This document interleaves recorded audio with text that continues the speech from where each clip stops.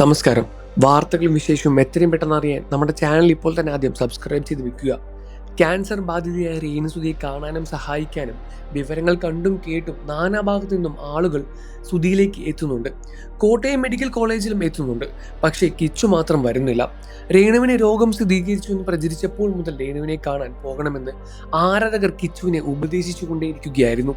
നിരന്തരമായി ഇതുമായി ബന്ധപ്പെട്ട് കമന്റുകളും ഉയർന്നോടെ കിച്ചു കഴിഞ്ഞ ദിവസം രേണുവിനെയും കുടുംബത്തെയും കാണാൻ ചെന്നു എത്രേ.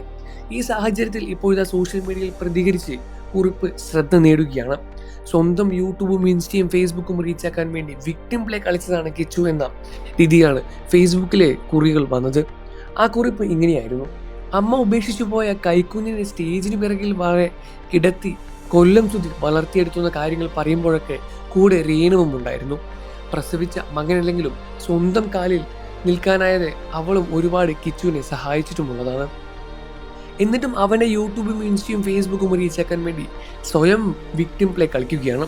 രേണുവിനെ സമൂഹത്തിന് മുന്നിൽ വലിച്ചു കീറി കൊടുത്തു, പേജുകൾ വളർത്തിയെടുത്തു, സഹതാപ വോട്ടിനെല്ലാം തന്നെ ഏറ്റവും അധികം ഡിമാൻഡും കിട്ടി. അപ്പോഴും രേണു ഒന്നും മിണ്ടിയില്ല. രേണുവിന് കീമോ സ്റ്റാർട്ട് ചെയ്തപ്പോൾ മനുഷ്യത്വത്തിൻ്റെ പേരിലെങ്കിലും ആരും പറയാതെ തന്നെ ഒന്ന് കാണണം എന്നായിരുന്നു ആരാധകരും കിച്ചുവിനോട് പറഞ്ഞത്. അവൻ്റെ വീഡിയോയ്ക്ക് താഴെ അമ്മയെ പോയി കാണുമെന്ന കമൻറ്റുകൾ കുമിഞ്ഞു കൂടിയപ്പോൾ കഴിഞ്ഞ ദിവസം അവനൊരു വീഡിയോ ഇട്ടു. അതിങ്ങനെയാണ്: അപ്പോൾ എന്തായാലും പോകാൻ തീരുമാനിച്ചു.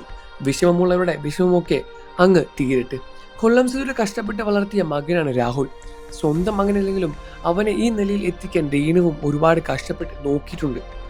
ഇപ്പോൾ രേണുവിന് കീമോതെറാപ്പി ആരംഭിച്ച സാഹചര്യത്തിൽ ആളുകൾ പറഞ്ഞിട്ടല്ല, സ്വന്തം ഉത്തരവാദിത്വത്തോടെ അവരെ പോയി കാണണമെന്നായിരുന്നു കിച്ചുവിനോട് പറയുന്നത്.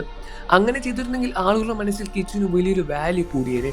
സോഷ്യൽ മീഡിയ റീച്ചിന് വേണ്ടി സ്വന്തം നിലപാടുകൾ മാറ്റുന്നതും വന്നവരെ മറക്കുന്നതും ശരിയല്ല.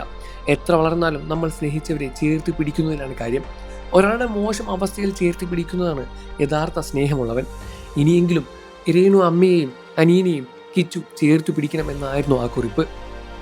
ഇതിനെ അനുകൂലിച്ചും പ്രതികൂലിച്ചും കമന്റുകൾ പ്രത്യക്ഷപ്പെട്ടു. കിച്ചുവിനെ മുൻപ് വളരെയധികം ഇഷ്ടമായിരുന്നു, ഇപ്പോൾ വലിയ ആളായിപ്പോയി. അതിനുശേഷം രേണുവിനെ അവൻ മറന്നു. കൊല്ലം സുധിയെ വെച്ചല്ല ഈ രേണുവിനെയും വിക്ടിം കാർഡ് ഇറക്കി കളിച്ചത്. കിച്ചുളുവിൽ ഫെയിം ആയത് അത് തന്നെ ഇപ്പോൾ കിച്ചുവും ചെയ്തപ്പോൾ ഈക്വലായി. കിച്ചു നല്ല മോൻ തന്നെയാണ്. അവൻ വരാത്തതിലുള്ള പരിഭവം രേണു സോഷ്യൽ മീഡിയയിൽ പറയാതെ രണ്ടുപേരും പരസ്പരം ഫോൺ വിളിച്ച് സംസാരിച്ച് തീർത്താൽ മതിയായിരുന്നു. എങ്കിൽ ഈ പ്രശ്നം ഇത്രത്തോളം വഷളാകില്ലായിരുന്നു. കിച്ചു ഒരു നല്ല പയ്യൻ തന്നെയാണ്. രേണു ഇവനെ അങ്ങനെയാണ് ആക്കിയത്.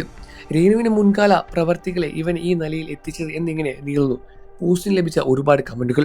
നിങ്ങൾക്ക് കിച്ചുവിനെയും രേണു സുധി ഇഷ്ടമാണെന്ന കാര്യം വീഡിയോയ്ക്ക് താഴെ കമൻറ്റ് ചെയ്ത് പറയുക.